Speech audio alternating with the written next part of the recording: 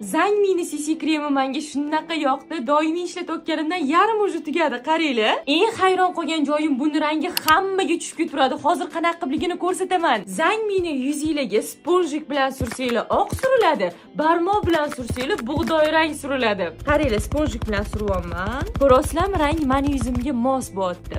Ko'rdinglarmi, yuzim rangiga moslashib ketib, tinni qilib qo'ydi. Bug'doy rang qizlar, zangmini qo'l bilan surasizlar. O'shanda yuzinglarning rangi idealni tushadi.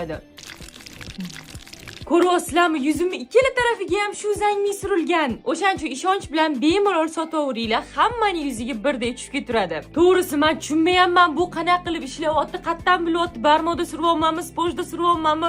No ishlayapti, ko'rib turganingizdek. Bundan tashqari bug'doy rang qizlar, zangmini mana CC kremini ishlatsanglar, sizlarga yana ham tushadi. O'tgan safar ham SPF ko'rsatadigan oynamda ko'rsatib bergan edim. Buni SPF juda ham kuchli. Ko'p SPFlarni har 3 soatda yangilash kerak bo'lsa, bu 72 soatga yetadi. Uni ustiga yozda umuman oqib ham ketmayapti. Ertalab bitta shuni surib chiqib ketaman, bo'ldi. Kechgacha makiyajim idealniy.